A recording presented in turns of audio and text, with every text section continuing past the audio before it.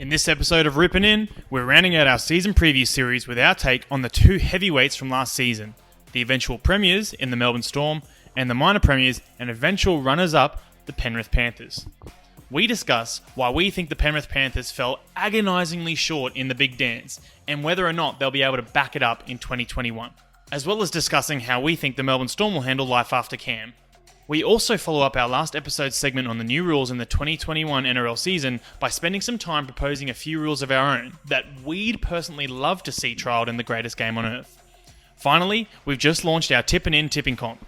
You can play for free against us and other listeners of this podcast for not only a prize if you finished first, second, or third, but more importantly, the status that comes with being the best tipper among other rugby league know-it-alls just like us. The link to join is on our Facebook and Instagram pages. Alrighty, it's time to talk some fucking footy. Let's rip in.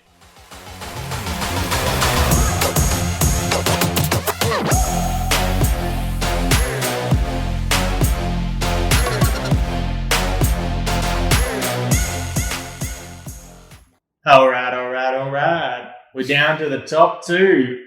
Let's go, baby. This is the grand final matchup. So the first ones we've got are the eventual premiers, of course, the Melbourne Storm.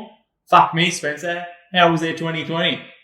Can getting the Broncos fan to read out the Melbourne Storm season review be classified as torture porn or something? How did I draw this fucking short straw? What more can really be said about the Melbourne Storm? I think they just come up in conversation throughout every team review for the preseason.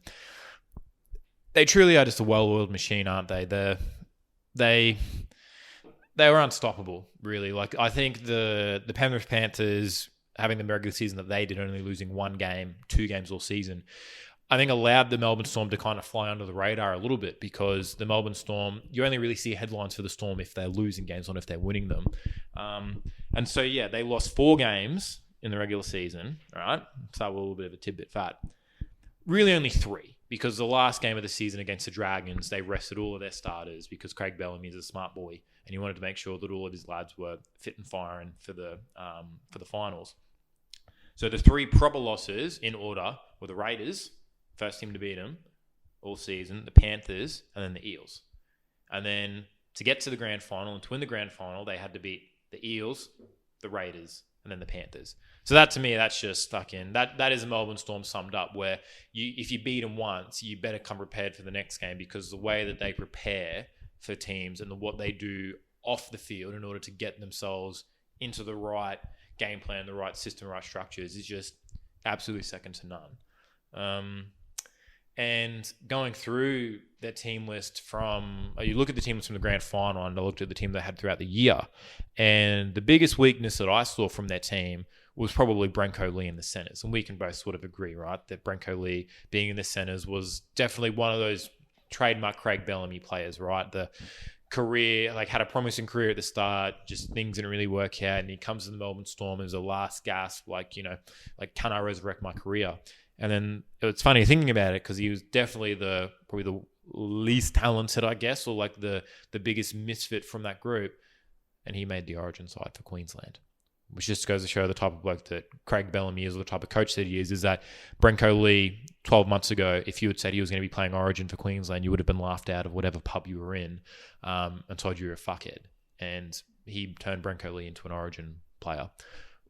How he gets there, with the injuries and everything else, that's neither here nor there. He played in Game 3, he played well. But that's the Melbourne Storm system, right? They have their identified stars, and then there's almost a pecking order of the guys that have to do it all, and then the guys that just have to do their job, or not even do their job, but have to do the hard yards, and then the guys that simply just don't have to fuck up. And Brenko Lee did a good job in 2020 of not fucking up. But out of all the top 6 teams, I guess, the Storm definitely have a lot of, what even is the word? Not, I guess, turnover, really, right? Because they, beside the fact that they lost, he's definitely, officially, he hasn't been lost yet because he hasn't retired. We don't really know what he's doing, but Cameron Smith is pretty much confirmed to not be playing at Melbourne this year. And I think for me, it's going to be interesting to see how much he actually meant to that footy team, because in my lifetime, I can't remember watching a Melbourne Storm game without Cameron Smith playing for the Melbourne Storm. He's just become so synonymous with that team. And like on top of that as well, they lost Tino, of course, to the Gold Coast Titans. And he, especially towards the end of the season, really started to round into form as the no-nonsense, do a little bit of everything, edge middle back rower. And he really set the tempo for the Melbourne Storm and offered them a lot of mongrel and a lot of oomph and X factor. Those two guys right there, you try to replace them is going to be a massive, massive question mark. And even like you think about it as well, like where like the style of footy that they play with Cameron Smith is going to be very different to the style of footy that they're going to be able to play now with either Harry Grant or Brandon Smith, because it's not even that any of these guys aren't footy players. It's so hard to talk about any footy player in the same breath as Cameron Smith, because he quite literally did and does everything right for a footy team, whether it's taking first receiver responsibilities that he did a lot of for Jerome Hughes, where Jerome Hughes was the first receiver, but Cameron Smith manipulated the defense to such an extent that Jerome Hughes really just had to go through the training drill, right? And then obviously having Cameron Munster, outside of him is a big help. But then now the forwards have to be told what to do by Harry Grant. Cameron Smith can't do that anymore. There's now probably 5 to 10 kicks in play a game that Cameron Smith took care of that they have to now figure out themselves. There's 50 or so tackles with minimal misses that have to be sucked up as well. And then also as well, like you can't underestimate his ability to wind down the clock in key situations, to get on the ref's good side and to get a lot of favorable calls, to slow down the play of the ball with like very good tactics. Like just all the little nuances that Cameron Smith did is the equivalent of, I think, how the Patriots looked losing Tom Brady is the level of the Melbourne Storm losing Cameron Smith. And I'd like to get your like thoughts on this, like whether or not you think Cameron Smith meant that much, or maybe it was a system. But for me, the Melbourne Storm were the hardest team, top team to sort of hash out for next season, just because I really don't know or want to think about what Cameron Smith meant to that team. When it comes to Cameron Smith, it's hard for me to really be impartial about it at this point, and I'm just going to have to wait and see how it goes, because I've always been so perplexed about why people suck his dick so much. Like, I've watched him play enough that I'm like, yeah, that's okay. It's pretty good. It's not the best. So there must be something else. And I do address, like Tom Brady, who has probably been one of my favourite NFL players for 15 years or whatever. You know, it was like, is he the most talented at pretty much any parts of the quarterback's position? No. But what's the reason why he's continued to win and be a part of winning teams and lead winning teams? It's the intangibles. It's something about his spirit, his leadership, his tenacity, whatever it is, brings out the best in other people, in addition to also being above average at pretty much everything, right? So I've always been in awe of the fact that he's so highly touted, but you cannot argue with the results that have followed him in almost every arena that he has played in, whether it's club, state, or international. But here we go, right? This is the last of the big four retiring from Melbourne Storm, right? Cameron Smith, Billy Slater, Cooper Cronk, Greg Inglis. And this is arguably the linchpin of those four, where probably all three of them, at least Billy Slater and Greg Inglis, maybe not Cooper Cronk, but at least those two were far and away more of a superstar and a talented player than Cameron Smith. But he was the linchpin. He was the guy that allowed them to do what they did. And then he was still able to keep doing that even without those other three. So credit to him. Can't take that away from him. Now he's gone. And so now the Storm have none of those guys. It's a totally new team. For only a few changes, in reality, this is going to be a totally new team. And there are a couple of other changes as well too. So they have lost 2 of their top 4 wingers, and they've always been a team that has relied on their wingers for meterage and also finishes. So they've lost Shandor Earl and Suliasi Vunivalu. Tino was 100% probably their best forward at the end of last season. So he's gone. It's a big loss. So it remains to be seen. But for me, wow, like last season, I think that premiership has got to go down as their sleeper premiership. Of all the premierships that they've won or one and had taken off of them in the last 2 decades, that one was the one, I think, where not even they expected necessarily to win the competition. Of course, there's always a belief in a team, we're going to go all the way, but I don't think they necessarily knew they would or thought they would. Whereas in most seasons that the Storm have won, it was pretty apparent for a little while. But coming into this finals, we knew they were up there with the best, and we knew they were going to finish second. But were many people really sure they were going to win the premiership? No, I think more people were 100% convinced the Panthers were going to win. A lot of people had the Rabbits making a late charge, and of course the Roosters for the 3-peat. So I think those 3 teams were actually getting a lot more hubbub about their prospects than the Storm were, and they did have a couple of players that were fill-ins, Brinko Lee, and of course Kenny Bromwich had a season for the ages in comparison to his regular output, I would say. So there's a couple of guys in there that were just wow, the Storm made them into above average players. And now it's a new season. They have to start from scratch.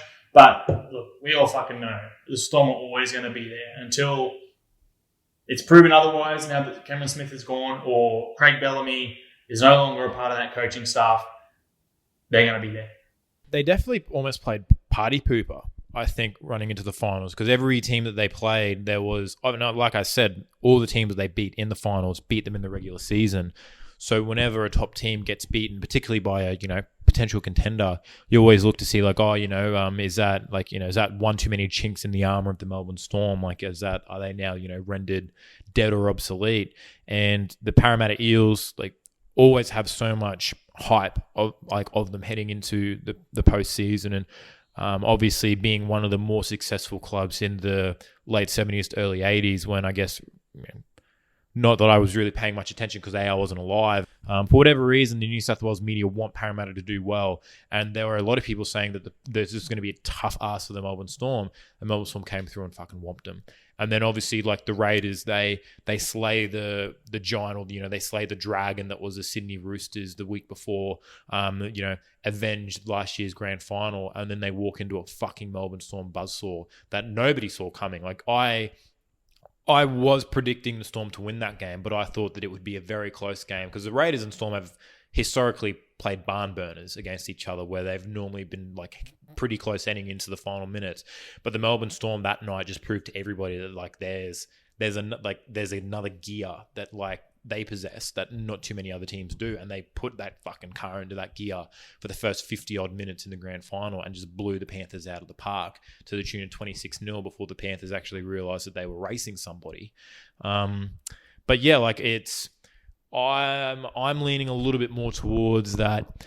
I think the Melbourne Storm, they're going to, you can't say that a team's not going to struggle losing a guy of Cameron Smith's caliber, right? Where there's every time they've lost, either whether it was Billy Slater, when Billy Slater was leaving, they had Cameron Munster, who was playing fullback to start with, but now Pappenhausen has obviously taken that role.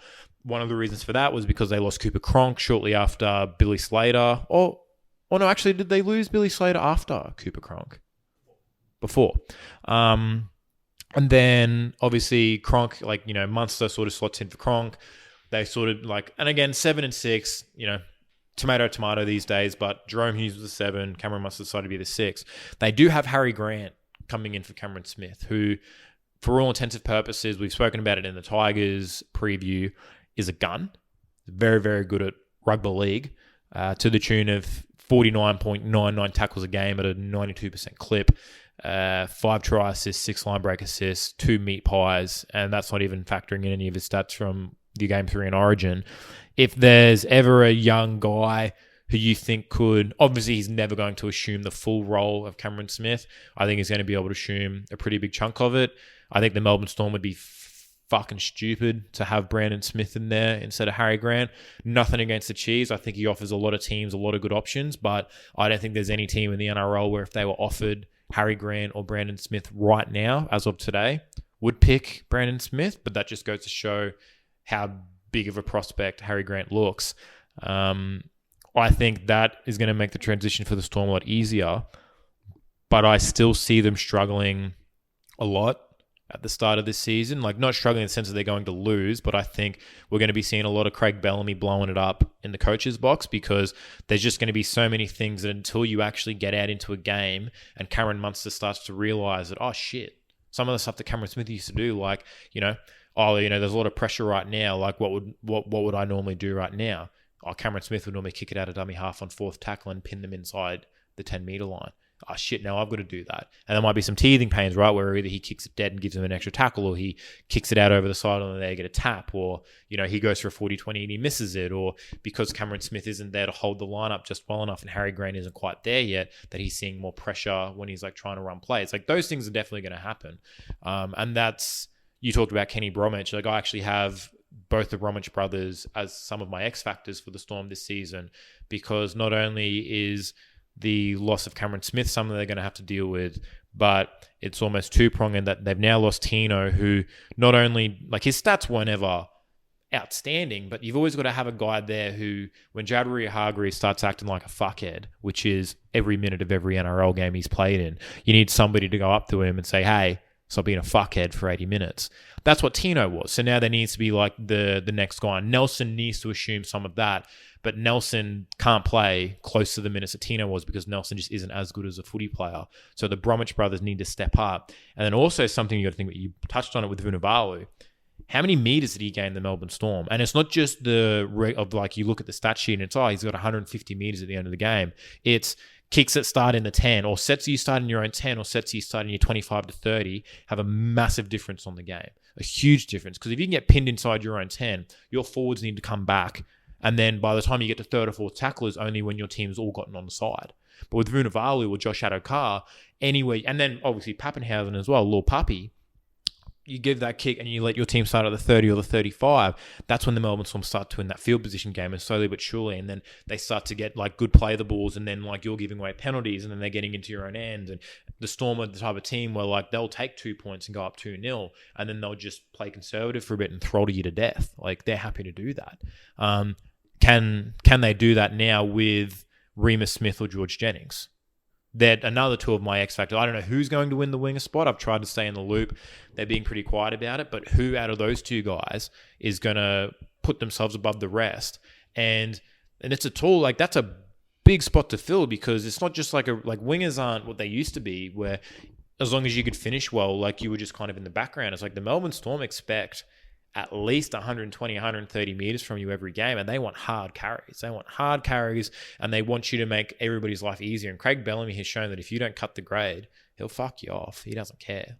And Vunivalu is definitely one. And then also, Adokar is obviously moving in 2022. So how is this team going to look in 2022, and how much of in this season is going to be about, okay, are we happy to just grow some players, figure out who's going to be the best guy moving forward, or are we going for a back-to-back? Like, are we chasing another premiership with the current group of guys that we have? I think they are. I think if anything, it's like one last crack with a couple of players that will also be moving on. Josh Adokar being one of them. But yeah, they're always hunting for a premiership, and I think the thing with the Storm is that for a number of years they were under scrutiny for bringing wrestling into the game, which I still do blame them for now, because it is still such a big part of the game, not to the extreme and quite frankly dangerous way that they brought it in, but wrestling through the Melbourne Storm came into the game, and it's just so frustrating watching people get themselves purposefully tangled up in the play of the ball and laying on it. Fucking pisses me off, and I hate the Storm for that. But they have gotten past some of their wrestling reliance, because most teams will now do it. But then they just found another way to choke and strangle teams in every game they play.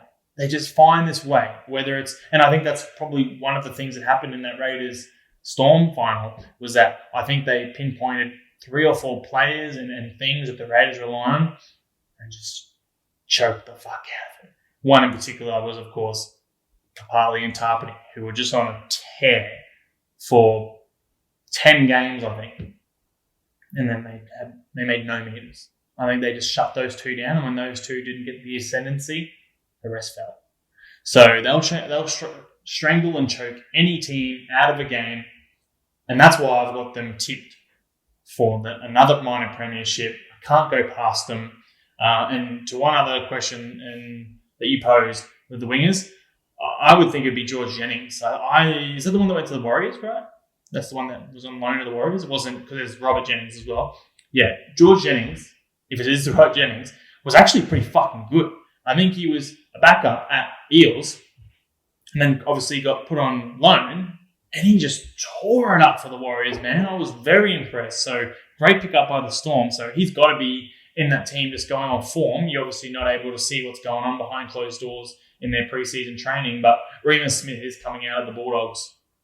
So take away a few points there, coming out of a losing culture. So I would think it'd be George Jennings. And yeah, they'll probably shore up a couple of these holes that we potentially poked into the Storm, as they always do. And they'll go on to another minor premiership, but they won't go all the way this year because, of course, the Raiders are. They are good points. I have to keep on almost like checking myself and checking my ego, because this is the Melbourne Storm we're talking about, right? Like there's like people almost forget that Josh Adokar played 2 or 3 seasons with the West Tigers. Do you remember him playing at the West Tigers? He was one thing at the West Tigers. He was really, really fast. He was really, really fast. And the Melbourne Storm took him in. And at the time, people were saying what are the Melbourne Storm paying this guy like $550K for? Like, this doesn't really make any sense to me. And he's literally, as I've said multiple times, he has redefined the modern winger. Like, he's not even a winger. He's just a second fullback, because he's just so fast and so dynamic that you can draw up any kind of play for him. Where when you're drawing a play up for Josh Adokar, you're drawing it up for maybe him and 2 other players in the NRL. Like, he's that fucking good. Like you said, with Remus Smith, he's on an NRL roster, so he's definitely shown enough kind of like promise and potential. Same with George Jennings, right? They now come into a system that, for all intent, anybody that's come down there to play in the wing or in center or in the outside backs has never exceeded at below expectations. Like, they've always seemed to rise to the challenge. Like, case in point, Brenko Lee making the Origin side this year. I hope that does happen, so that they keep their dirty purple mitts off Xavier Coates, the fucking bastards. So I'd love to see George Jennings and Remus Smith both just absolutely kill it, so that they stay firmly away from him. I see Harry Grant still being very good. I don't think it's just, you got to think of how good was Cameron Smith at Harry Grant's age, and it's obviously going to take some time. Also, as well, the elephant in the room is that Craig Bellamy's contract runs out at the end of the year, so that leans me more towards that he might want to go for one more. And I think the Melbourne Storm are a team where, unlike others, they already seem to have their future kind of sorted, right? Like, Lil Puppy is going to be their fullback, injury, barring, for the next 5 or 10 years. Cameron Munster is just a fucking weapon on and off the field. And every human metric, I think, except for academic, he is in the top 1%. Just fucking phenomenal. Brandon Smith, whether he stays or goes, is either going to give them a good chunk of cap space to retain somebody else or upgrade somewhere, or even in a trade, bring them at pretty good value, or he's going to be a phenomenal number 13. Felice Kafusi, Kenny Bromwich are both great back rowers. Jesse Bromwich and Christian Welch, great front rowers. We've said what we said about Brenko Lee. Jerome Hughes is a great, number 2 kind of halfback. So they've, on paper and in pedigree, they've definitely got a team that can make the grand final and win it.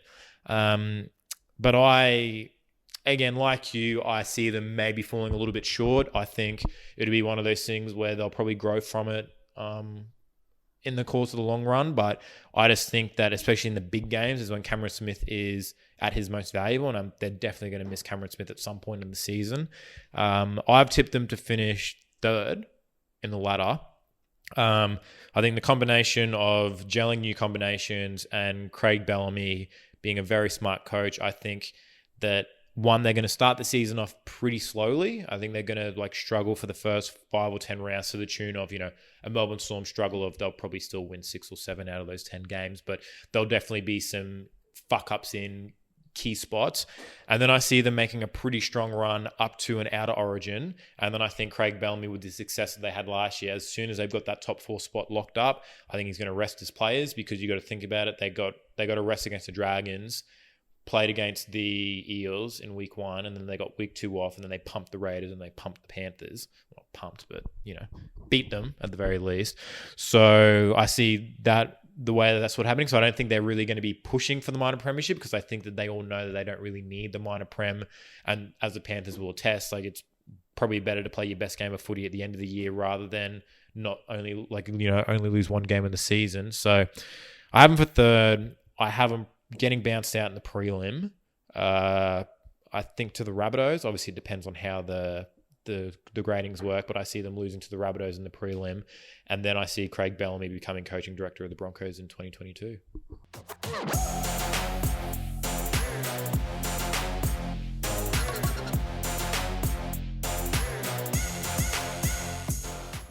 Numero uno.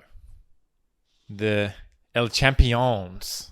Minor champions, in this opinion. The Penrith Panthers, or Penrith, if you're feeling saucy. Alex got the humble job of reviewing the Panthers. What was it? A 17-game win streak for the boys on the year, but still shut the bed when it mattered most, hey? I'll hand it over to you, Alex, to give us a review on what the Panthers did in 2020 and whether or not you think they can go one better in 2021. That's it. They only need to go one better to win it all, but it's going to be tough because lightning only strikes once, and they had a season like almost no other there has ever been, right? So close to a perfect season, but yet still fell short. They would be fucking furious at themselves for how they started that grand final. You pointed out they didn't score a try for the first 45 minutes, or 55 minutes, and then they scored 4 or 5 in a row, right? So they let the Storm do exactly what we said the Storm do, which was strangle and choke them out of the game. And even then, they came within 6 points of going all the way. Wow. They would 100% consider that to be the one that got away, because they were the team to beat. And for most of the season, it looked like they couldn't be beaten, right? They lost one game all season and then went on a 17-game winning streak. They never even looked like losing most of those games. But the problem with winning 17 in a row is that ego can start to creep in, particularly when you've got a team kind of like the Penrith Panthers had last year, where there's a lot of young guys. So they don't have enough of the mature, experienced old heads that'll let you know, job ain't done yet. Every game's still a contest. You need to be switched on. I don't think they had enough of that. They had James Tarmel and then maybe Mansour. They fucking turfed him anyway. So, it was really one of the younger squads in the whole of the league. And I think that ego is what destroyed them. Because everything else stacked up. So you had your old heads that actually went and had career seasons or resurgent seasons. So I'm talking Mansour had a resurgence. Tarmel was at his best. Then you had their up-and-comers and rookies that played out of their fucking skin. Brian To'o, Stephen Crichton. Luai was still a bit of a rookie, technically. They just had some crazy rookies. Charlie Staines, of course, came in for a little bit. And then you had your verified superstars, Cleary and Kickout, who were just unstoppable. So they had all the boxes ticked. And I think it was that cockiness and that ego that destroyed them. So the Panthers on that 17-game winning streak, right? They were playing confidence. Mm-hmm. It was a confidence brand of football. And that confidence can become cockiness. And you could be ill-blamed for that if you're on a 17-game winning streak.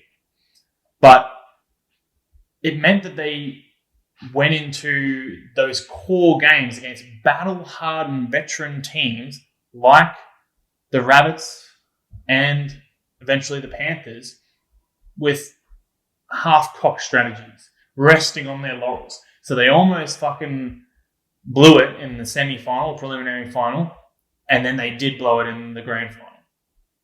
So That's what happens if you want to play a brand of football like that. And like I said, lightning only strikes once. So last year they took the NRL a bit by surprise, to be honest. We discussed this, I think, earlier on in the season where I think they were 11th in 2019. Nobody expected the growth that they had in 2020. Or at the very least, you don't expect a 17-game winning streak or a team that only loses one game in the regular season. Like, you just don't expect that. So now, with an off-season behind them and a full season of playing against this team, every other NRL team has got the Panthers measure. They know who they are, especially who their rookies are now, and what they're going to do. So I think their opportunity to strike while the iron's hot has passed. And it's not going to be the same this year. I have the Panthers as my largest fall for 2021.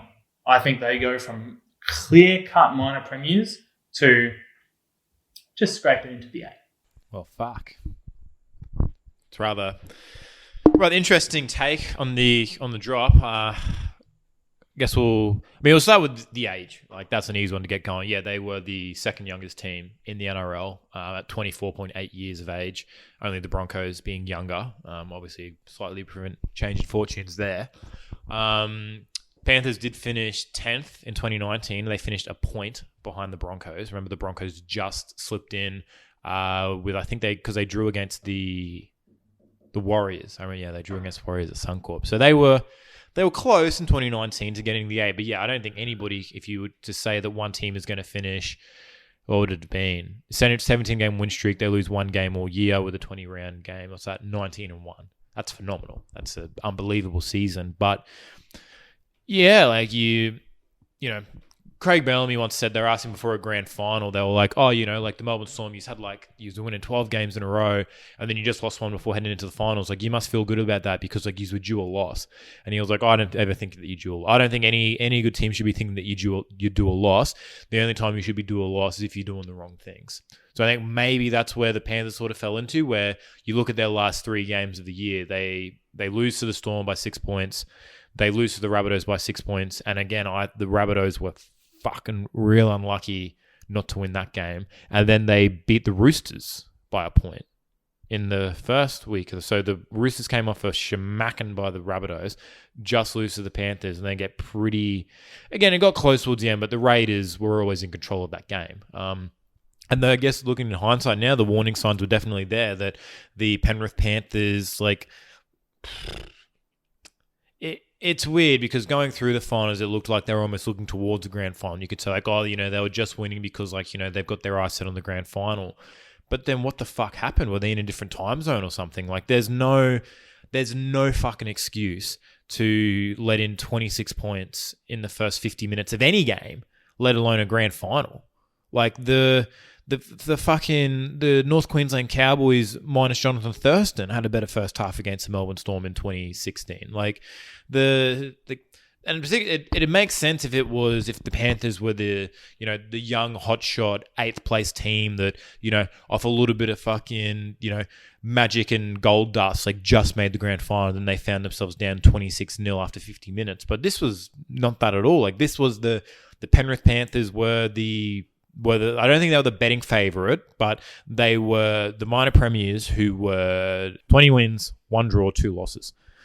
Or 1 loss up until the Storm won. So it looked like it was there for the taking. And for how good the Storm season was, the Panthers still finished 5 games ahead of them on the ladder, just to, sort of show how friggin' phenomenal that season was.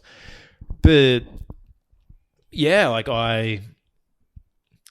it just comes down to, like, how do the young blokes recover from that? How is their confidence after losing a grand final?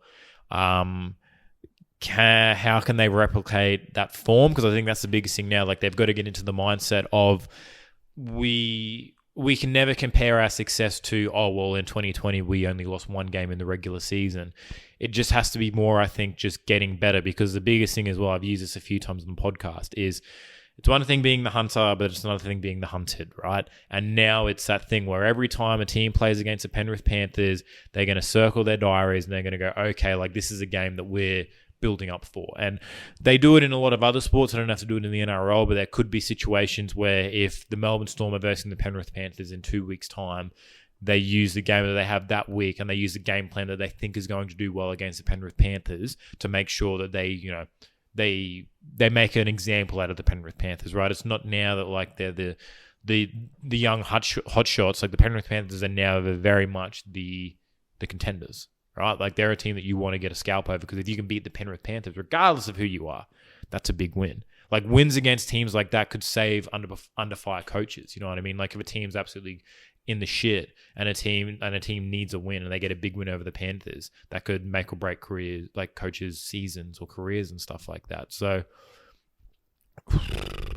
Nathan Cleary, I don't think could have played any better up until the grand final. And I think if you use everything up to the grand final, they were all pretty fantastic. I think, like you just said, though, there needs to be, like, someone needs to step up now. Like, my early pick is probably James Fisher-Harris because he's just a fucking animal. To be that guy who, you know, when the going gets a little bit tough, to just start to grind things out. Like, in terms of accomplishments, like, I think he cops a fair bit of unfair criticism for just how fucking good he is.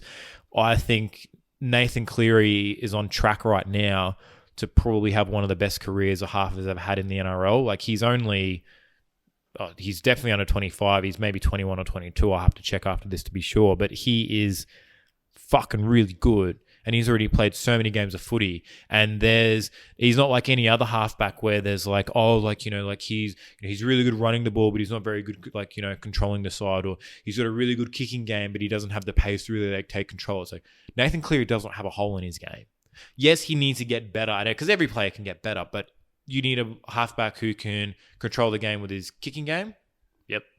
You need a halfback that isn't afraid taking on the line and can score you tries. Yep. You need a halfback that can kick goals consistently and in clutch situations. Yep.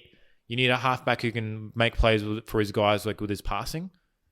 Yet you need a halfback who's not going to be like a biggest thing for halfback is, are you going to be a turnstile in defense?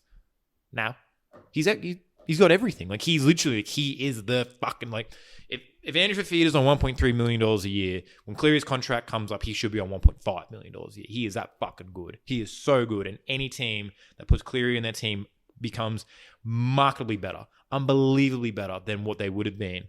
But now it's that thing as well where, although he doesn't have any weaknesses, now what they're going to try to do is they're going to try to make it so that anything that Cleary used to have success with is like, so now it's going to be like, all right, whoever's job it is in the middle, it's your job to fucking hit Cleary. And whoever's on the outside, it's your job to make it look like that kick out is going to be open and the run is. And then and bait Cleary into making the run on the line. And then we just have someone come through and just absolutely mollywop him coming on through.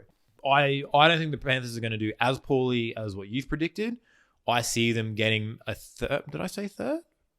Second. Tipped them as coming second in the regular season, just because I look at their team compared to everybody else's teams over the offseason. And I have tipped the Rabbits to finish first, but I think that that's just because the Rabbits getting Dry Arrow and a healthy Latrell Mitchell back and another season of Unky Wayne is going to be huge. But I see Melbourne suffering a little bit and regressing a little bit. I still see them as a more talented side than the Raiders on paper. I see them way better and way younger than the Roosters.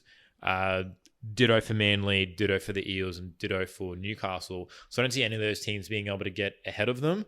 I don't see them having as great a year. And I think as well with now, I'm pretty sure it's 25 games for this season. Obviously last year with COVID, it was 20.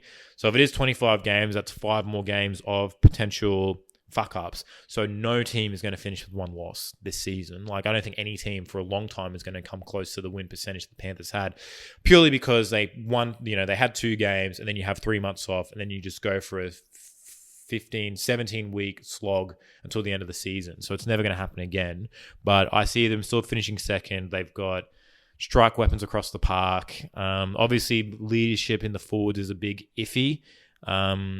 Any team can be smashed by injuries. Like, their depth isn't the best and won't get any better because, like you said, now, like, there's no Charlie Staines who comes on if Josh Mansour is injured because he's now probably going to be the starter, and because they're having to pay all these younger guys the money for the potential that they're reaching, whereas, like, there's no more money to be paid to your James Tarmows or, your Aiden Tolmans or like those types of guys that are really good at one particular job. But when you've got to pay Stephen Crichton like 750, 800,000 K, like that money has to go into him and not somebody else. So yeah, I don't know with them. Yeah, like they should have won the grand final last year. And now that they didn't, it's hard to sort of see where they go to next, because we've seen better teams fail like this and just not recover. So, see, my reason for their fall down the ladder isn't necessarily a regression, and I'll get into that in a second. I guess at the end of the day, when you've got a team that performed like the Panthers team did in 2020, why change much, right? Mm-hmm. There has been a few movements. There has been a few players that have had to go elsewhere for money reasons or to get maybe a bit more of a starting position. But at the end of the day, it's not about changes in personnel, which is the problem with a lot of the other teams that we've covered. In this one, I think it's like, even though they didn't win the premiership, the target's kind of still on their back, because they should have fucking won the premiership, because they were the clear-cut best team all fucking year, had one loss, as we've talked about at length here so far, and now people are going to be like, teams are going to be like, I want to beat the Panthers. So I think it's not about how they play. They'll play as good or roughly the same, but it's about other teams knowing what to do. And to your point, similarly, I think the Panthers played their game plan, which is cool. Teams like the Storm actually changed their game plan to manage the team they're playing against, right? So that's what teams are going to do to the Panthers, just like the Storm did. Hey, mark up on this guy and they'll fall to shit. Smash James Fisher-Harris, they'll fall to shit. Mm-hmm. Whatever. So I think it'll be more about the other teams, but at the end of the day, they have still made a couple of changes. The big one, of course, is Josh Mansour out with Robert Jennings and Paul Moborowski in. So it's kind of like a 1 out, 2 in, because, those two are kind of cover for wingers and centres. One may get a run now with Brent Naden's position kind of up for grabs. He has ruled himself out of the start of the season because he wants to win back the respect of his teammates, which I fucking respect myself personally. I have been a fan of Brent Naden for a couple of seasons now. The man can find the try line almost at will. But you can't make excuses for a guy that goes on a cocaine bender, the night before a grand final or whatever, right? So, of course, he needs to step down, and it's good that he's done it himself. Probably should have been sanctioned on him without him having to make that decision. And on that as well, too. You got to wonder how long that was actually going on and how long the Panthers knew about it, because I thought that was a fucking crazy decision that he wasn't named in the starting side for, I think it was the final 2 games, so the prelim and the grand final. They opted for Tyrone May, a 5'8", to play centre. And I'm like, what has this guy done wrong? What has Brent Naden done wrong? He's been a killer for them all season and for the last couple of seasons. So you got to wonder if there was something going on there beforehand that forced that. And I think that's a big fucking reason why they lost that first half. Tyrone May had a shocker. He got found out. His pace, his just lack of understanding of the centre position, big part of why they got ran through, right? But back to Mansour out, Robert Jennings and Paul Moborowski in. The Panthers do win that equation. I understand why they had to let Josh Mansour go from a financial perspective.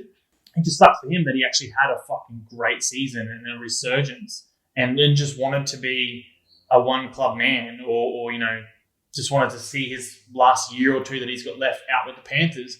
But they've had to go, you're good enough and have shown enough skill and longevity now that you command a decent coin.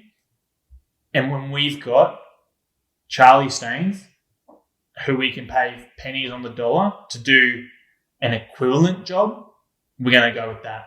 But I think it is still a huge risk versus reward play, because I just can't put my whole belief into a guy that has only played 2 games. Yes, he's scored 6 tries in 2 games, but it's such a small sample size that you can't say he's a 3-try game player. Of course he's not a 3-try game player every fucking game.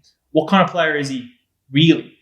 Like, who were those games against? I forget, but if you're scoring 3 tries or 6 tries in 2 games, probably not the best teams, right? So I want to see how he goes up against the Storm, the Roosters, the Raiders, the Rabbits, the Eels, and then we'll know.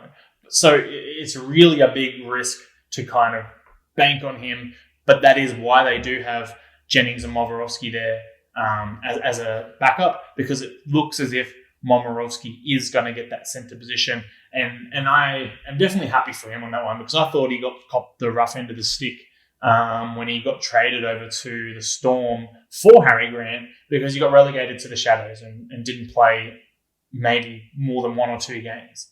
When at the Tigers, he was actually probably one of their better players in season 2019.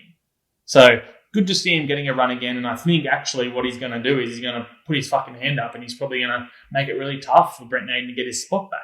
Beyond that, they got Aikens, Hetherington, Tarmiao, and Laurie and Tetavano that they've let go. So again, all first graders or first grade quality, right? So a few of them had to leave to go get the starting position locked down somewhere, and a few of them had to go for monetary reasons. But there's some pretty good losses there. Fortunately, yes, the Panthers do have a pretty good forward pack at the moment, but Tetavano was in that starting team, I think, or maybe coming off the bench. Hetherington, as I've mentioned to you, I think is an absolute weapon, and I think he's going to shine at the Bulldogs. And Laurie as well too. I think they were very apprehensive to let him go, but he is probably the one concession they've had to make and just let him move on. I think they've got a trade back in return in the meantime. Whereas they're just not willing to do that with Matt Burton. Even though he would love to go get a starting spot at the Bulldogs this year, they need that backup for Luai and Cleary, who are, of course, their X factors, right, for the season. How important are those two players to any success that the Panthers are going to have in 2021? It all starts and finishes with those two, because they... Cleary, not so much. Yeah, he didn't really, come into the scene because we were already pretty aware of who he was and what he could do. But what was very interesting was how well those two guys clicked together. And if we bring up the try assist rankings for the season, I'm pretty sure both of them would have ranked. So yeah, Jerome Luai was 23 games, 23 try assists. And I think Nathan Cleary's stats weren't crazy good. Maybe I'm losing my mind here. Oh, no. So he still had 70. So, yeah. So 40 try assists between your two halves. It's a lot. How does that team look if those numbers drop down to 30 or 25 even? You know what I mean? How perfect they were with yin and yang cannot be understated, where Nathan Cleary, his running game became very rare and elusive in the best way for a halfback, because teams were just so tired by the end of the games, because if Cleary could just do his kicking game, make a few tackles, pass up the forwards when he needs to, use his outside runners when he has to, and then over the course of the game when he's passing out to Luai, and then you think that you're all good because Cleary doesn't have the ball, and then Luai starts tearing you up, then you go, oh fuck, now I've got to cover this guy. Then Nathan Cleary works off the back, and then vice versa, right? If teams are going to play high and play fast on Nathan Cleary and they can't get to him before he gets the ball out, Jerome Luai immediately has a 4-on-3. And for most footy players at this grade, I think we could all say that the athletic floor of the NRL has definitely been rising over the past 10 to 15 years, where you just, guys that were copying it as centers and wingers 15 years ago just couldn't make it anymore because they just wouldn't be fast or strong enough, or the combination of both. If you get anybody a 4-on-3, particularly a guy of Luai's ilk, it's dramas. For any team you're going up against, that's how they made so much of their money. What happens now if the teams start literally going, okay, we're going to make it so that Nathan Cleary has to either beat us in straight numbers in a 4v4, or we're going to force Nathan Cleary to start holding onto the ball and going himself. How does that change the dynamic of the team? How does Jerome Luai account for that? And again, he's not a huge guy. He can probably be bullied out of games. And with James Tarmay not there anymore, maybe there's a little opening where forward packs can get a little rougher on him because they know there's not going to be some big-headed Kiwi. He's going to start lobbing ham hocks at you. So, I had them finishing second. Your point is actually really good, where now they're going to raise the level of competition for everybody else, because it's not you can come into a game against the Broncos as an example and just kind of know that you're going to get the win regardless of how you play. Against the Panthers, teams are going to know that you have to be at your best, and there are going to be certain players that, Jack White's probably going to look at the Panthers and go, oh, Jerome Luai, there was a lot of talk that maybe you should have been playing Origin. I'm going to make sure that I play really fucking well tonight. Or Mitch Moses, because the Eels beat the Panthers last year in the regular season, one of only 2 teams too. Well, Mitchell Moses is probably going to look at that game and go, I need to prove to myself and everybody here that I'm better than Nathan Cleary. Yeah, so no, there aren't going to be any gimme games for the Panthers this year, to your point.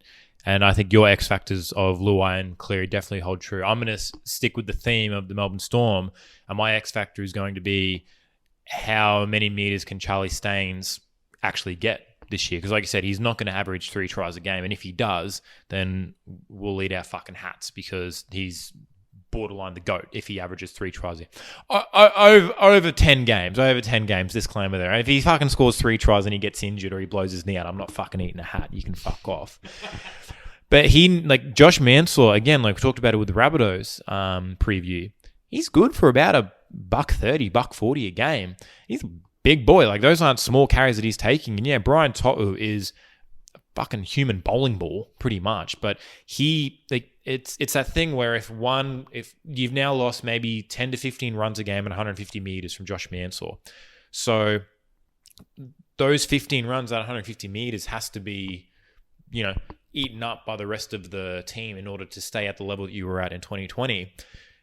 Charlie Staines, to me, is a slightly different player to Josh Mansour, where Josh Mansour is a bit more grit and grind. Charlie Staines is a bit more, flash and speed. So it could work because, Josh Adokar has proven that you don't necessarily need to be he still is pretty fucking big. He's pretty buff. He's fucking, but fast. Like, if Charlie Staines can sort of use the Josh Adokar method, I don't see that there could be any drop off there. But again, that's a lot of ifs and buts. And it's a thing now where any weakness you have is going to be like, teams are going to like focus on that, right? Like, if you've got a winger who they know can't catch under the high ball, it's going to what happened to the Broncos last year. Like, every team's going to start kicking it like to your wingers, like on the last tackle. Like, if they know that you can't tackle consistently in the middle, they're just going to keep rolling you down the middle. And now the Panthers, not that they aren't a good team, but this is where the good teams turn into the great teams like the Roosters and the Storm, because like the teams have weaknesses, but that team also knows what their weaknesses are, so they're actively trying to stop them, and then also they're going after your weaknesses. So it becomes almost like a game of chess, almost, right? Where the Melbourne Storm know that you're going to be bad at this, and the Raiders know that the Storm are bad at this certain thing, but who can get to that weakness and attack it first? And that's like what we saw in the grand final, right? Where the Penrith Panthers definitely had a game plan to beat the Storm. It's just the Storm's game plan worked for the first 50 minutes a little bit better. So I think it's a case of aim up, Penrith Panthers, because every motherfucker's going to be coming for you, honestly. And just to clarify, like when I say I've got them dropping down in the ladder, like they're still 6th, which is the clear-cut cutoff that we've always discussed across all of these 16 teams that we've covered. The clear-cut cutoff of there's the top 6, and then there's the rest. Mm-hmm. So I do have them at the bottom of the 6. I could be wrong. I just, I had some really high opinions of teams like the Raiders and the Rabbitohs. Storm are hard to go past. Roosters are hard to go past. And then the Eels is the only other one that I guess I had above the Panthers. So maybe I've got that one wrong. Maybe it's just changed between the Eels and Panthers.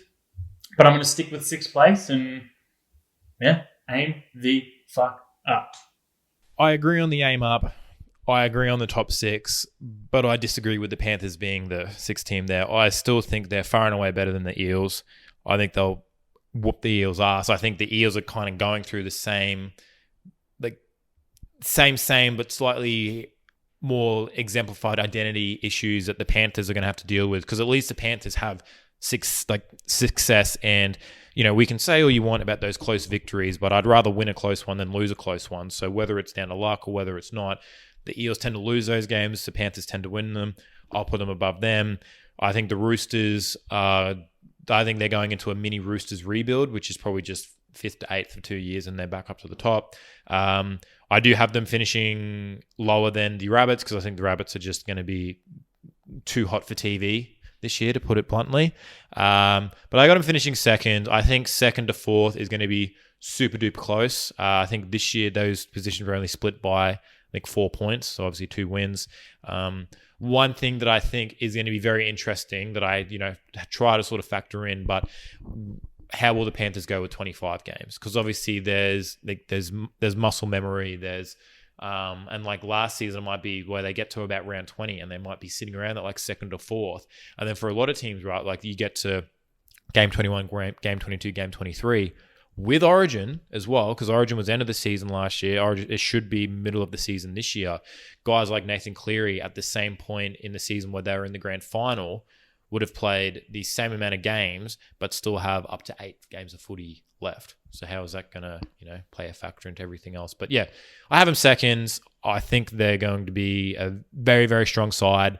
But ultimately, I see them probably getting bounced out in the prelims or the first week of the finals. Obviously, if they go out in your ladder, they're gone for good. But I think last year was a bit of a fluke.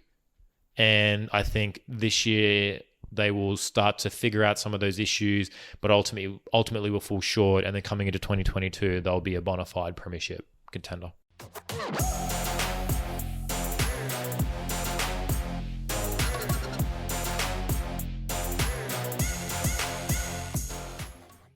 Now that we've covered off on the new rules for 2021, I think we'd be remiss to not mention the rules we'd like to see. We've all got some rules that we wish would be implemented in the NRL, but, maybe sometimes we don't fully understand the repercussions of them.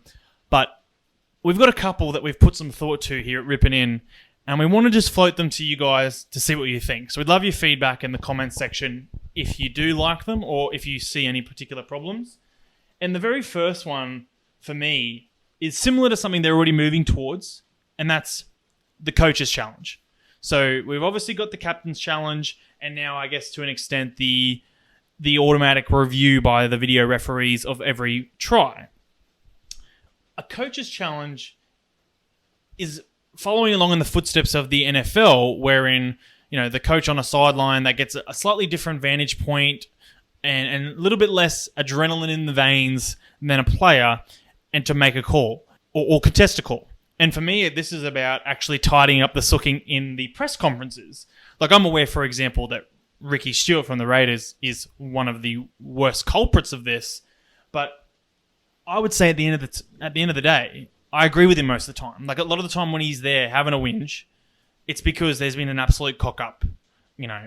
Could you believe that one in 2016, was it 2018, where the sideline referee put up his flag to stop the play? This is Raiders versus Sharks, and they allowed the play to continue, went up to video referee, and the video referee couldn't rule on the sideline referee putting up his flag. Are you joking? Like, let's use some fucking common sense here. So I think, a coach's challenge is something like, you throw a flag down on the sideline referee sees it, and it's just like, look, we need to stop the game for something that's really serious. So, yes, there need to be some parameters around how this is used to not disrupt the flow of the game too much. But for me, I think let the coaches challenge, and then they've got nothing to whinge about at the end of the game. What are your thoughts? I think the coaches challenge is good. The NFL seems to do it pretty well. They obviously have timeouts as a bit of a stick if you get it wrong. But maybe if they did something along the lines of, in the last 5 minutes of the first and the second half, everything gets reviewed by, and like you sort of said, rather than not being able to rule on something, everything outside of maybe forward passes is allowed to be reviewed. And then from there, make it so you get 2 challenges. If you get the first challenge right, you get to keep it. You get to keep your second one. If you get the first challenge wrong, you lose both of them. Like an easy way to sort of punish them for getting it wrong. We spoke about it a little bit. You hate every kind of rule change that gets brought in until it benefits your side. And then as soon as it benefits your side that one time, you fucking love it. So it just makes sense. And like you said, it's a good point.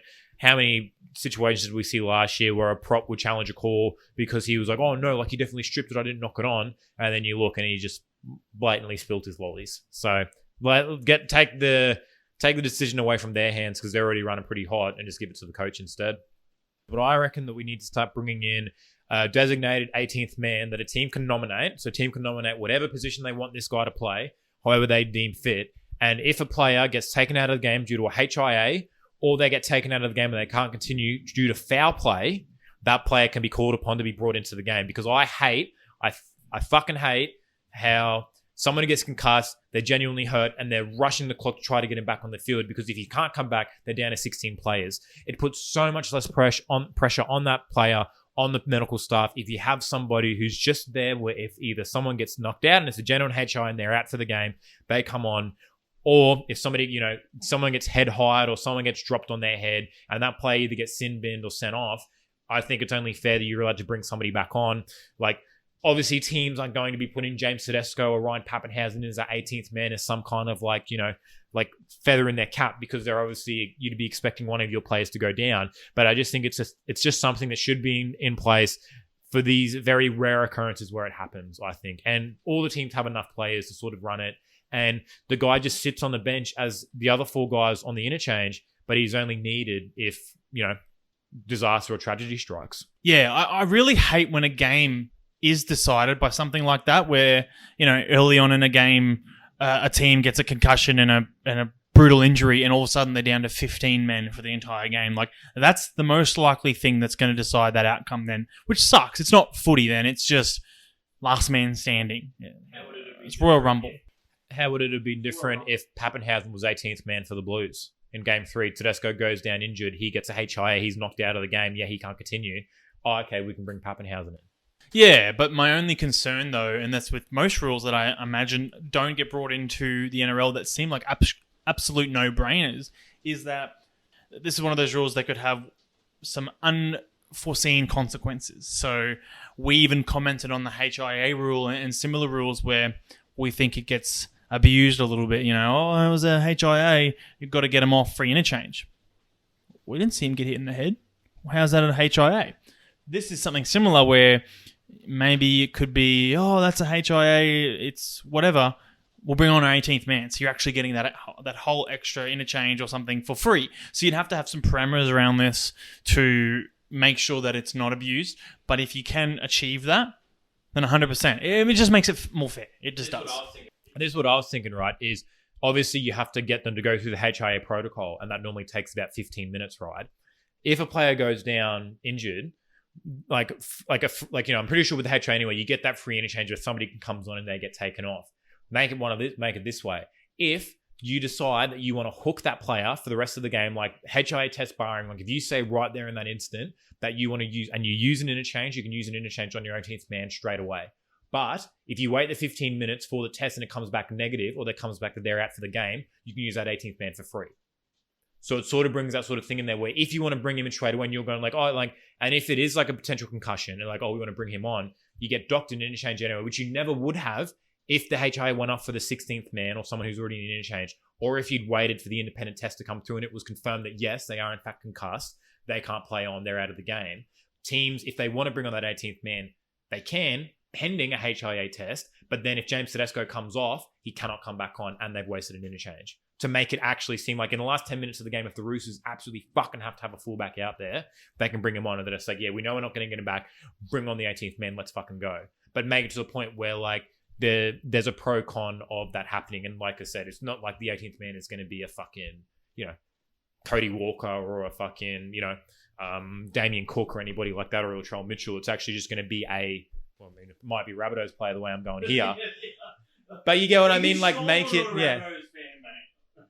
But yeah, make it so that you have the sort of option and tactics can be played in it. But at the end of the day, the biggest thing is it even makes it better as well, right? Where rather than thinking oh fuck, we've really got to sweat on Teddy and make sure he's okay.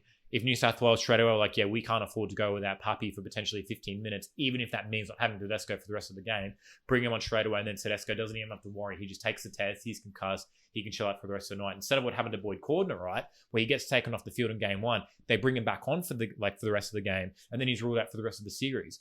If New South Wales had the ability to bring somebody else on, then they could have avoided that whole situation. I think player safety needs to be at the forefront here. And then also as well, with Queensland, Cameron Munster goes down in the second minute of game 2 and the rest of our game is absolutely cocked. I'm not saying that, you can use it you said that if New South Wales had Tedesco injured, then they'd have Pappenhausen on there. That's what you've got to decide, right? Who do you bring on as the 18th man? And obviously Origin team's way more stacked than your NRL team, but it at least gives teams that option to at least have a little bit of versatility in how they set their line. Those are two really good examples from the state of origin. Yeah, both those were huge turning points for those games, right? Just to play devil's advocate, though, the problem I see with that, because it actually made a lot of sense to me in terms of, you got to make a decision. Is it a 18th man interchange, or is it a take the risk on the HIA assessment, and there's a penalty there whether you use an interchange to bring him back on or whatever.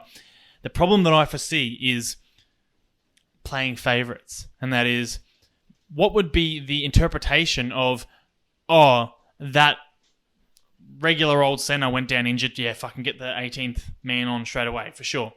Oh shit, James Tedesco's gone down injured, let's take a gamble on the HIA assessment. What you're really saying there is, we're willing to risk player safety and players' longevity in their brain, let's say, because they're more valuable to us. So you've got to treat everybody the same, I think. You know, we can't go letting clubs make the decision of, that first-year rookie, we don't care about him, so we'll just get him straight off. Or that superstar, we do care about him from a performance perspective, so we care less about him having to go to a HIA assessment and risk coming back on the field. That's my only potential drawbacks. And I think that's the system of the HIA that we have now, where I think the NRL needs to lean in a little bit more with. I know they say they have independent team doctors. Just make it in any kind of HIA that happens, the NRL just has complete control over it. And yeah, if a team is trying to say James Tedesco, we think he's concussed, we're going to take him off the rest of the game and bring our 18th man in and get a free interchange and stuff like that.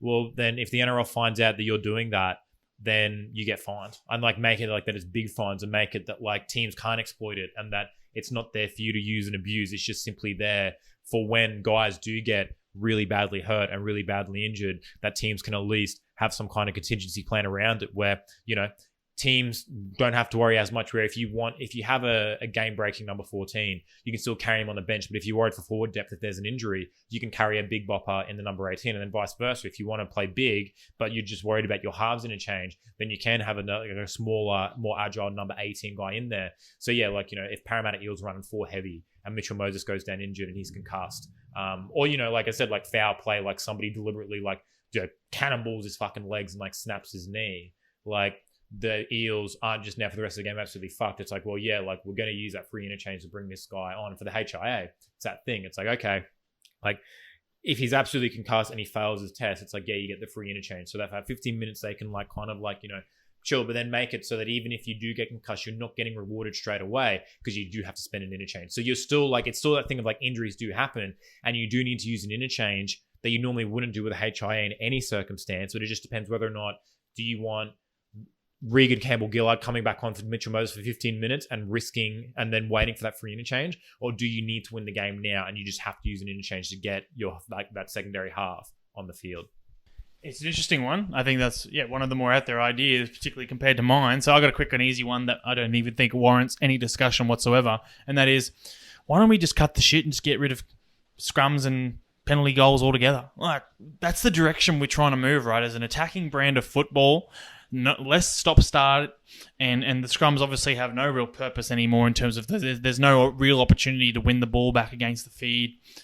So let's just fuck them off. So that's one that I've got in my mind. We're heading that direction. Let's just go there now. Why wait? One that maybe requires a bit more discussion, though, is I think there should be an opportunity for an attacking kick recovery resulting in a tackle count restart. Because, like I've mentioned earlier, a kick is essentially, you relinquish possession at that point. And I think there does need to be a parameter on this. Let's say a 5-meter kick. It can't just be a little fucking tiny grubber, just contacts the ground once and pops back up into your hands and off you go. But let's say a 5-meter kick. You essentially relinquished possession at this point. You've taken the gamble of, I don't have possession, anybody could have possession at this point. So if you make an attacking kick like a chip kick and it bounces back into your hands, I think that's a fresh set. I think, imagine if you could get that ball back and keep the roll going. I would love to see more attacking kicks again. The reason that I have for this rule is there was, in the 2000s in particular, just in my short, years of footy, a couple of decades now, there was so many more crazy chip kick plays. Maybe up until the early 2010s. I'll use Jarryd Hayne as a great example here. The kind of player that just backed himself. for a fucking little chip kick. Billy Slater in the Origin, the attacking kick. Like, I love those plays. And I feel like they're slowly but surely getting phased out of the game because they're low percentage plays. So I'd like to see more of this. And a way that it could happen is you make a chip kick of 5 or 10 meters or any kind of attacking kick, a grubber that goes 5 or 10 meters, and you shoot through to get the ball back. Maybe that's a fresh set. I think on the basis it kind of works. Like, as soon as I heard that, I was thinking the ways you kind of like maybe curtail a little bit to not make it too like OP. And I would say maybe from the get-go, maybe you can't do that on last tackle. So like if you get to the last tackle, like that's a rule where like if you kick, you can't restart. Because I see a team like the Melbourne Storm being able to kick it to the corner, and then with wingers, like you regain your attacking kick. You don't have to go for a try. You can just catch it, fall down, held up. You go to 10 meters, you make 10 meters, and then make it that it can't happen at all inside the attacking 20. Because once you're getting inside the attacking 20, then you're on the front foot anyway, right? But I like the idea of like, it's not last tackle, you're inside your own half. And then, yeah, like you've got it, like if the defense is sucking up in the middle and you've got, let's say, Xavier Coates on the wing, Tommy Dearden can just put a crossfield kick in. And then, you put some parameters on like how far it's got to go. But yeah, maybe it's 5, 10 meters, whatever it is. And then Xavier Coates catches it like by himself and keeps on going and gets a fresh set of 6. Like that's a way for defense to stay honest. And even just making it where it's not something where if the rule comes into place, everybody's going to be using it. It just becomes something that teams have to think about, which then opens up the game a little bit more, right? And like you said, it would be pretty cool to see on the, the rare occasion, like, yeah, like rather than like those last tackle dashes, you actually see a little bit more, kicking and skill being showcased. And also on the flip side, right, if you cock it up and you get a little bit too cocky, then the other wing can come through, identify it, catch it, and then he's running clear for a 40-meter try, which again looks good as well. I find the attacking crossfield kick pretty cumbersome these days. So I do like that parameter of not inside the 20-meter zone and also not on the fifth tackle, just to keep things a little bit honest. But man, I find crossfield kicks on the last the most basic bitch play. Like, it barely works anymore. Like, there's no longer. And I don't mean bombs. I mean like the proper like AFL style Cooper Cronk, like low, hard, and fast. Like those things get me fucking wet. The bombs, yeah, that's like because it's just a 50-50 crapshoot. Exactly, man. It never comes off anymore. Like we don't have the Israel Folau's that we once had.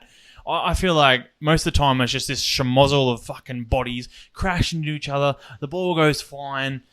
And every now and again you get a cool play, but more often than not, it's just like the go-to end of set play. And I'm just like, I'd like to see you run it. I'd like to see you try to outsmart the other team, right? So this is one of those ways I think we bring some excitement back into the game. And yeah, one of the consequences to that scenario that you said about the crossfield kick to someone like Xavier Coates is what it does is it makes the opposition think about that option. So they have to spread a little bit more. They need to make sure they're marked up on their man, which spreads the defensive line just that little bit thinner through the middle, which creates the kind of attacking football that we all want to see. So I just think like whatever you can do to spread that defense out, which is I think what they pretty much are trying to do with the scrum rule now in terms of putting it at the 10, 20 or 50 meter mark across the field. Open up the field. Open up the one-on-one plays that can be exciting. Yeah. So that's my thinking. Then another rule I'd like to see, I think a lot of people have been left wanting more in these sort of situations. That's golden point extra time. For me, like, you look at the Cowboys grand final, that was a fantastic way to end it. But JT kicked that thing from 15 meters out. What I'd love to see is you keep golden point, but you abolish you keep extra time, you keep field goals, but you abolish it being golden points. So if a team goes down on the first set of footy and it's 12-all and they kick the field goal, it goes to 13-12, but you still need to get through the first and second extra time periods. But it is golden try. So similar to the NFL, where the NFL in their overtime, they do it where if you kick a field goal, the other team has a drive to go back and kick a field goal, and then you just keep on going until somebody scores, the next scorer wins. But if any team scores a touchdown, the game's over. I like, similar to the point we just said about making more attacking play, let's put more like emphasis on teams to actually score tries and go for the jugular rather than just setting, because there's a big difference between as long as you've got a competent field goal kicker. And I hate it when we just have these things where it finishes 12-all anyway and they've missed 5 or 6 field goals from 30 meters out that they just, for whatever reason, couldn't hit. And rather than going for those field goals, they went for tries. It's like, make it so that if you score a try, the game is over. But if you kick the field goal, yeah, you can make it, but then it's now only 13-12. And if you do that in the first set of extra time, you still got to hold on to that 1 point lead for the next 8 minutes. And that means if the other team starts attacking and they get into your 20-meter line, you can't give away a penalty. Because if you give away a penalty, they go ahead by 1. They get that extra 2 points, right? So, and make it then that you actually have to score a try. And how good would it be, right, if a team is up 13-12 with 30 seconds to go in extra time, and the other team goes over to score to try to win, and they win the game 14-11 or something like that. I would froth that so much. We're all here to see tries. That's what we're fucking here for. Every time there's a field goal or a penalty goal, I couldn't give 2 fucks. All you did was lose my attention for a couple of minutes as far as like penalty goals concerned. But also, yeah, with a field goal, it's just this game of tennis. It honestly is a very anticlimactic way to end some really quality games of football. So I'm 100% in favor of either extra time, playing out the full 10 minutes, and it's whoever has the most points at the end of that 10 minutes. I would love that. Or at least a right of response, which is similar to the NFL example that you gave. So, yeah, if you get the ball first in a game of NFL in overtime, and you go down there and you kick a field goal, the other team has the opportunity to respond by either driving down the field and kicking their own field goal, or scoring a touchdown, at which point they win. You know, it's obviously, basically, if you score a touchdown, you win. In my example, I'm saying even if you score a try in this case, you get a right of response. Because I don't like when even luck, to an example, dictates how a game finishes. So with extra time, golden point, you flip a coin and one team receives and one team kicks. So to an extent, yes, there's a little bit of gamesmanship in there. Some teams opt to receive, some teams opt to kick. But to an extent, it's like you want the ball in your hands, and the team that gets the ball in their hands first has a real opportunity to win. Most teams normally like to kick, because if you can kick and you can get them deep in their try line, you can normally get them to finish their set around the 50. They kick a 50-meter kick, then you've got your fullback. And even if you get to the 15 or the 20-meter on your first tackle, you've essentially made 10 meters. And like it's really fucking hard to score a try in NRL to go 100 meters, but it's a lot easier to go 70 meters and then try to kick a field goal at the end of it. And then also what fucking sucks is because with the field goals, with the extra tackle, if you miss one field goal, then you're at the fucking mercy, because not only do they start at the 20, they get an extra tackle. So it's a thing where the stats aren't there to say you should go for a field goal every time, but because it's golden point, it is. Because yeah, you might miss it, and you might give them a free 20 meters, and you might give them an extra tackle. But if you get it, you win the game. How about you do it you can get it and go up 1, but if you miss it, you give him an extra tackle, you give him 20 meters, and then you give them a chance to go down the field. But then the thing is they're not going for a field goal now, because they've just seen that you've gone for a field goal and you've cocked it. So now and it makes it, unless you're actually a confident field goal kicker, you're not just going to be hitting them for the sake of hitting them. Because like you said, there's I hate those games where it literally finishes either 11-10 or 12, or we've had a few draws, and it's just because both teams are literally 20 meters out, they go for a field goal and they just shank it. They just shank it horribly, and it's I get little puppies field goal to win against the Roosters last year. I was pretty riled up for that. Don't get me wrong, but I was just as riled up when Cooper Cronk slotted that field goal in Origin, and then the game went for another 8 minutes, and then Queensland having to try to hold New South Wales back to eventually get the win. That you get the best of both worlds there, because you still get to see an awesome field goal that puts a team ahead, but it's not where you've got less of the downside of them missing, and then the 20-meter restart and the extra tackle and just all the garbage that goes with it. I just imagine the excitement that would happen if, a team went down, particularly if they received the ball first, or whatever that gamesmanship is in Golden Point. They go down and kick a field goal, and they think, we fucking got this, we've taken the lead again. And then you've got a right of response, so you could try and kick another field goal, but realistically then, you're giving them another opportunity to do the same thing to you again. So what it's promoting there is go down and score a fucking freakish try. And I just think back to some of the games that have been won in Golden Point with awesome tries. 2 that come to mind, I think there was one from the Broncos that hit a crossbar or something, and then they came through and scooped it up and scored. The other one that I remember is the Raiders versus the Knights, where I think it might have been Aiden Caesar tried to snap a field goal. It missed wildly, like 20 metres to the right. However, it didn't go dead. It went about 9 metres into the in goal, a metre short of the dead ball line, bounced up. Jordan Rapana thought, I'll just chase this. Bounce up. Might have even bounced again, but it bounced fucking high. And he's like, I can score this try. And he puts it down and we go on to win. I think this was in the 2016 Golden, little run that the Raiders had, like 13 games straight. It was an insane finish. And I want more of that. That's what I want to see. Well, even that Roosters-Tigers game where Braith Anasta slotted it for about 30 metres out to take it to extra time, like from way out near the sideline too. And then the Tigers scored that like crazy, like 80-metre try to win it in Golden Point. And I was like, that's what you want to see. Like, you want to see the tries. Like, you want to get in front of the TV and start screaming and chase somebody down and get to the try line. And yeah, like, don't get me wrong. Like, I love me a good field goal. Like, we've all tried drop kicking a footy before and it's fucking hard to do. And when you do it, it feels good. But the thing is that there are professionals that struggle to kick these things consistently. So let's just put a little bit more emphasis into it. And it's not like we're abolishing it completely. It's just we're making it a little bit more attractive and a little bit more naughty to go for a try than it is to go for Golden Point. 100%. I'd love to see it. But, alas, we're continuing on as is. I don't know about you, mate, but that's all I've got as far as new rules that we'd like to see. Yeah, I'm all stuffed out as well, unless, they can do anything to make Jordan Reiki even sexier. That's the only other rule I'd like to see put in. I don't think that's possible, to be honest with you. No, I don't think they need to do anything. All right, well, that's it for this round then. Thank you so much for tuning in as always. If you're here with us, you have a really serious rugby league problem, and for that, we thank you. We release our episodes weekly, where we preview and review every single game in the National Rugby League, and also deep dive into some of the biggest issues affecting our great game. If you've liked what you've heard, we'd love it if you left us a review or rating on Apple Podcasts or Google. We'll leave the link in the description below this podcast. Even better, if you could share this podcast with a friend or family member, that'd be fucking awesome. If you have a question you'd like to ask us, or if you really disagreed with anything we've said, you can leave us your comments in the section below or on Facebook or Instagram.